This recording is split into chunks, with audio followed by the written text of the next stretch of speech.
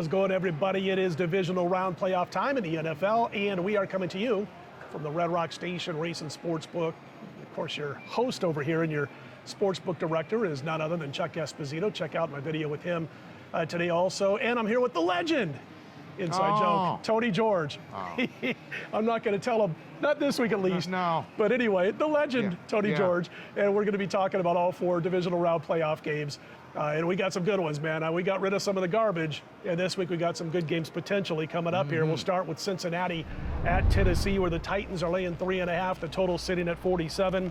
They opened 3, Tony. They've been as high as 4. They're back down to 3.5 in most of the shops. And here come the reinforcements, including Derrick Henry, as he's listed as probable, expected to play in this football game. Cincy a little bit banged up in the trenches. Real nice stat I found on, somebody posted this, and I definitely went in and made sure that it was a real stat. But Vrabel now, Mike Vrabel, coach of Tennessee, a perfect 8-0 straight up when he's had extra rest. Your thoughts on the matchup? I know you got a prop or two here also, but your thoughts on this matchup? Well, number one is I want to talk about a comment that we brought up last week that I kind of faded, and I didn't have a good week on the website, full transparency, but we talked about, speaking of legend, Mike Lee, and his philosophy in approaching the playoffs, and you and I kind of didn't really scoff at it, but things have changed since Mike has left this earth. But last week, he always said, take the best team, forget the point spread, and bet them. Well, guess what? Every single team that was the best team last week won and covered, and that includes San Francisco, because I thought they were the better team that game. I only put them in a teaser, sorry. I thought maybe the Eagles were a better dog that day. How'd that work out for me? But interesting how that worked out last. Yeah, no pun intended. Yeah, but interesting how that worked out last week, and I don't know if you want to follow that or the zigzag theory this week, but I thought it was very interesting how that worked out last week, Scott, where really the favorites just dominated. The best teams just showed up. I got a stat when we get to the San Francisco game from another legend, Mark Lawrence. There you go. And took it from him, and we're going to talk about that and what dogs do after they win outright. What those dogs did that won outright in the wild card round, what they do the very next week. Historically speaking, that Dallas offense was about as good as it gets over the last couple of decades. Offensively, all their metrics better than San Francisco. But coaching was terrible. McCarthy was a joke. Dak Prescott was absolutely pathetic throughout most of that game. The Dallas defense was bad early. The defense wasn't bad, Tony, in the second half. It was the first half where they couldn't seem to slow down San Francisco. They got behind. They couldn't fight all the way back. Some bonehead decisions made by both the coaching and by Dak Prescott. I ended up going 2-1 with the service plays, 2-0 with the free plays. The one loss, though, was the Dallas Cowboys for me. And we talked about off the air here, but when we were talking about the Dallas game last week, I looked at Scott and I said, there's a reason why Aaron Rodgers only has 1 ring.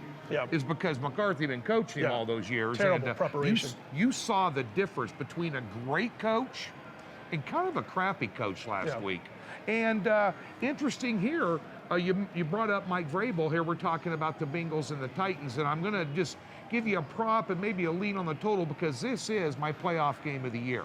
So I'm going to top spin, volley, lob that back into Australian Open style, right back to Mr. Spicer if he wants to talk about the side pick here.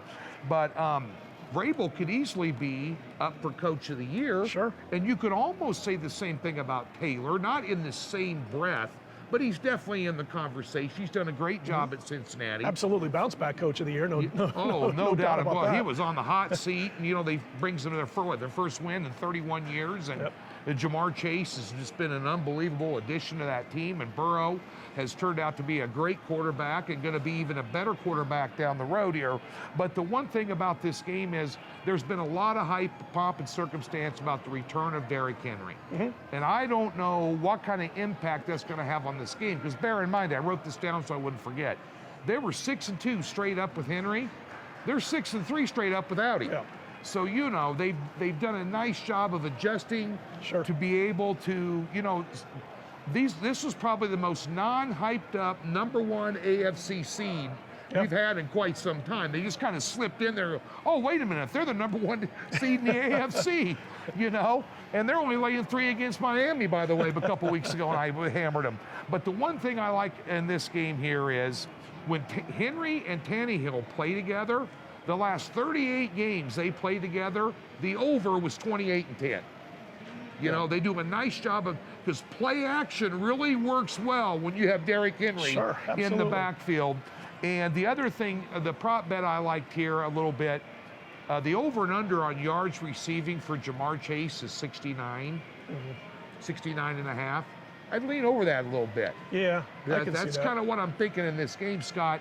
Like I said, I got a big play on the side in this one, but I think there'll be some scoring here too as well. Yeah, I'll go with the over on that also, and I think Chase, you know, and weather depending, so keep an eye on the weather, obviously.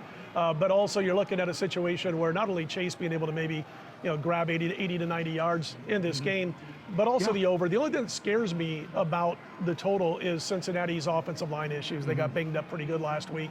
The dink and dunk stuff might not work unless they can, you know, get it out quick, which Joe Burrow can. We do know that. We saw it again last week. So agree with you on the total on that one, Tony, and on that prop. And you might want to think, if you're doubling up Chase, you might want to take a look at T. Higgins there on the over in receptions. Just FYI, because there's a lot of these games here, and I'm sure that they've got them all over the STN app and everything else, but there's player apps or player props out there that are going to make you just as much money as the side and total, because bear in mind, it's divisional playoff weekend, and anybody can beat anybody. Nobody's here by accident now. There was a couple of them last week that were there by accident, Dallas and Pittsburgh. But, you know, at the end of the day, there's some of those props out there for you. And here's one here, San Francisco.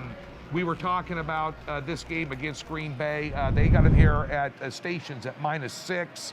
Opened up at 5.5 here. Opened up at 4, 4.5. A lot of other shots. A little worrisome, I guess, if you're a Niner backer about the health of Jimmy G. And you surely don't want to go with basically a rookie quarterback or a sophomore quarterback up against Aaron Rodgers here on the road when it's in the frozen tundra here.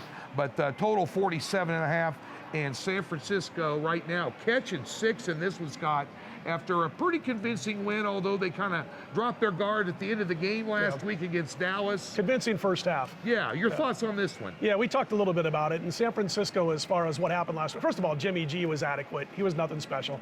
They're very physical. That's what they did to Dallas. They punched him in the mouth. They ran the football. They threw the short passes, and they opened up a lead. While Dallas was doing whatever they were doing. They were completely unprepared at the start of that game. That falls on McCarthy, his coaching staff, and also on Dak Prescott, who had a bad game. And I'm starting to wonder if maybe Dak is a regular season quarterback and not overrated by a bunch, because we've seen him have a couple of tough games in big spots, and that certainly was one of them.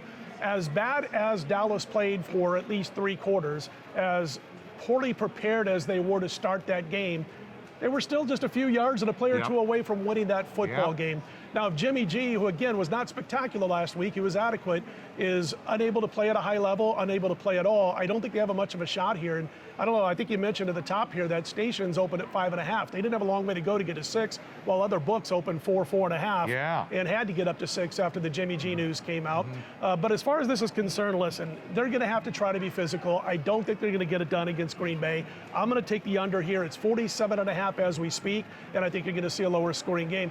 Also, if you want to throw a second team into a bunch of 6-point teasers, Green Bay is going to be awfully popular, but that would be a play that I would look at there. I just don't see San Francisco coming in and winning this football game. If Green Bay was a pick'em, if Chuck would be that nice to us here at stations, here at Red Rock, if they were a pick'em, I'd bet Grandma's bonds on it. I'll just tell you that right now. Limit might be a little low on that one. Yeah, he might limit me on that.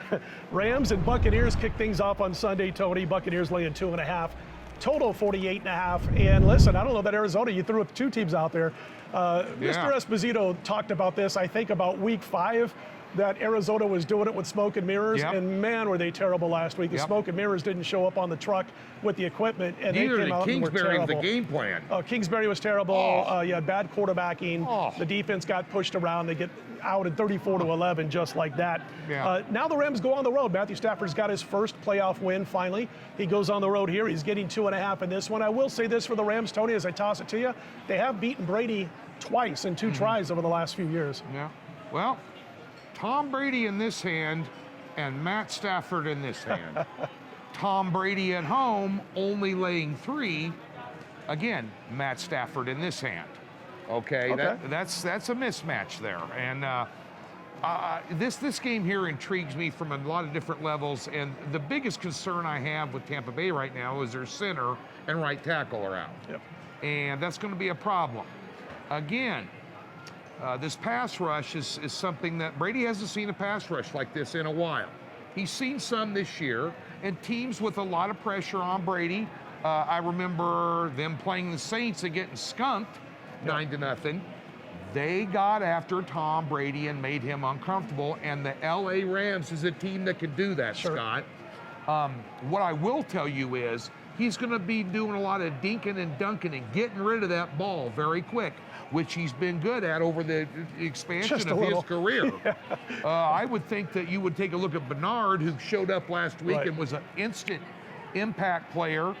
Bernard and Gronk both on their receptions, not so much down the field with Evans because you've got Jalen Ramsey on Evans. They'll deep and dunk it if they can get it done. If they can stay ahead of the chains doing that, eventually he'll take his shots with Evans. I'd take over with receptions with either one of those two. And I think points are going to be hard to come by here in this a little bit. I kind of lean under here. Yeah, that's what I was saying. I like the under in this one. I think that it's going to be tough for them to ward off the Rams. But, again, you know, they knew immediately who was injured, who was banged up, and there'll be a little prep and some changes to the offense as far as how quick they get it out of the backfield, out of Tom Brady's hands. As you mentioned, little dump-offs over the middle, little slants, things of that nature.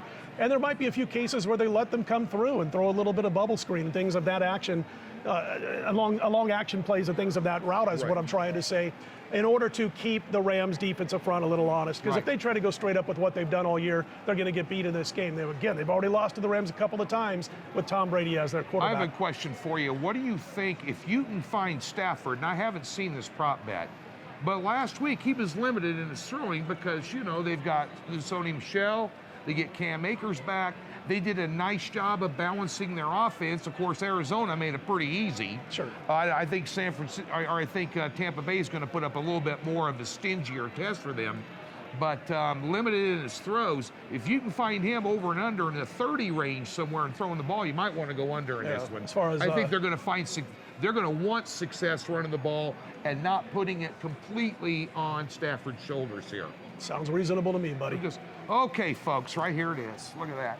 Look at this look at this fantastic physique. Look at this. This is as tight as my chest has looked in quite some time. I'm looking for that physique. Yeah, there we go. But nonetheless, my beloved Kansas City Chiefs in Arrowhead. The line is dropping down to 1.5 here at stations total 54.5. Taking on the Bills, who got it done earlier this year. This is a rematch of the AFC Championship last year, where, quite frankly, Kansas City beat them up pretty good. This is two different teams right now, Scott, than what they were last year. I like my Chiefs' momentum. They had basically a layover last weekend against the Steelers. And, of course, Buffalo, everyone's last impression, just beating the piss out of a rookie quarterback at home on a Bill Belichick coach team. Your thoughts on this one? Leslie Frazier, man, I'm telling you what the job he's doing again as a defensive coach. This Buffalo Bills defense is putting up metrics in certain areas that are almost historic. I mean, it's the best defense in the NFL as far as I'm concerned. They make the right changes throughout the course of the game. They had a little hiccup or two there a few weeks ago in the regular season, but they're back. By the way, is that a man girdle or is that, what do they call those, Spanx or something? It's a man Spanx. So I look at it and I'll suck in here and just had to ask. You know, I got a Superman tattoo I'd like to throw over top of that, too. Listen, here's the battle. It's going to be, can Buffalo's offensive line open up some holes against a defense in Kansas City that's played pretty darn good over the past 10 or 11 games?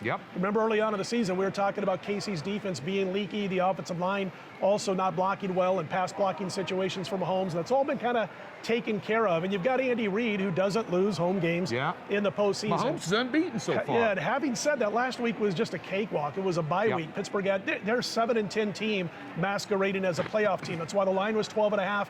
That's why Kansas City blew them out. That's like the old Bellevue West soap scrimmage before the season started. Pulling back the Omaha roots right there. I'm telling you, Bellevue West. Anyway, listen, they might have beat Pittsburgh last week, but yeah, I'm looking at this. They were 12-point dogs for Pete's sake, so we kind of knew what was going to happen if Kansas City was focused at all. Big Ben got whipped. He told us before the game they were going to get whipped. He tried playing the mind games. It didn't work. So this week, against this Buffalo Bills team, I don't think they're going to slow down Josh Allen. I think, Tony, right now he's the smartest running quarterback. When he runs the football, it's not scattered. It's not his first option is blocked and received and all that covered, and he can't find that receiver. He pulls the ball down when he's supposed to, and he also calls his own number. And by the way, if you're one of those little free safeties or DBs, watch out, because the guy doesn't sit down. He comes after you when he needs to pick up that extra yardage he doesn't for slide. a first down. Would you say, I know you're on a roll right now, but would you say this? These may be the two best RPO quarterbacks right now in the NFL. Yeah, I think so. And this would be, this Russell Wilson, no offense. Yeah, and they're the two best teams to me, and that's all due respect to Tennessee, but the two best teams in the AFC right now are these two teams as far as I'm concerned. Listen, last week, we had a nice play on that Buffalo game. We cashed. This week, I'm going to look at the over. They played 2 times since last playoffs. We saw 62 points put up on the scoreboard last year in the playoffs. Kansas City won by 14. Earlier this year, we saw Buffalo hand it to KC, 58 points put up in that game. This total is about 3 points lower than that game was in the regular season for the right reasons. I think it's going to be an over here. And again, pay attention to the weather. You don't got to jump on it now. Right. Check it out as we closer to the weekend and make sure the weather's not crazy. And then if it isn't, I'll be on the over. I'm waiting at least a couple of days until I jump on it. Well, I didn't like the aggressiveness that you used when you said they handed it to Kansas City earlier this year, but I have to agree. And I do agree. I think Kansas City got a lot of first downs. They moved the ball. They just got outscored. I think Kansas City's the type of team offensively with the weapons they have to kind of neutralize this quote-unquote #1 defense in the NFL. And on the other side of the coin, Kansas City's defense holding people to 10 points per game at home their last 6 games. Until last week when the Green Bay got a cheap one at the end. At the end of the day, I think they're going to be rendered useless here. I think you're going to see a lot of offense in this football game. Stations has got this up to 49 now. Yeah. No, it's 54 and a half. 54 and a half now. And at the end of the day here, I think you're going to see probably the best football game of the weekend, bar none here. And listen, I said I would do it. Shout out to all my friends back in Liberty, Missouri at the Landing Bar and Grill. I know you're going to be watching this game. I wish I was there with you. I don't know where I'm going with this one yet, Scott. I may just leave this one alone and watch it as a fan. Since you did it, shout out to the Bellevue West alum who do watch these videos and talk to me all the time on social network, because I have to say it, I grew up a Vikings fan. I was Fran the Man, Chuck Foreman, Purple People Eaters, Paige, Eller, all those guys, Krause. But everybody else, I think in my hometown, happened to be a KC Chiefs fan. So there you go. You win out by a long shot. No recount needed. It's like 90% KC fans back in my neck of the woods. Anyway, I'm gonna stick with the over 54 and a half. I'd agree. As long as that weather is looking good. Yep. When the weekend rolls around. Hey, don't forget the $60 and link in the description below. Big weekend, college basketball in full force. We park a free $60 in any new account over there at Docs, and you can utilize that to get whatever you want this upcoming weekend. Scott's been hotter than hell in college and the NBA basketball hoops right now, just unconscious. So we got a big play here in the Cincy-Tennessee game for you, myself, and of course we got 10 other guys on the roster over there that are rock solid as well, so take advantage of it and get hooked up this weekend. And I'm going to tell you right now, and I'm going to do this first, because we don't usually talk about the wins and all that kind of stuff too much, but it has been crazy in the NBA.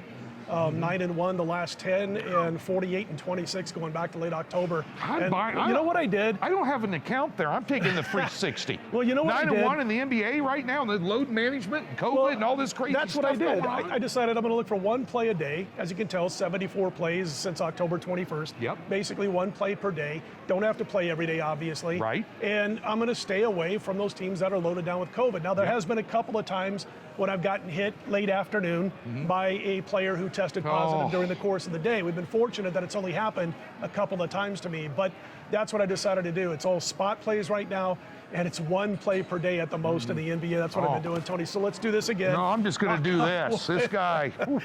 Free and premium plays last week with 4-1 in the NFL. Damn you, Dallas. Cool down, anyway. cool down. Blow the hair back. All right, the legend, Tony George. I'm Scott Spreitzer. We are DocSports.com.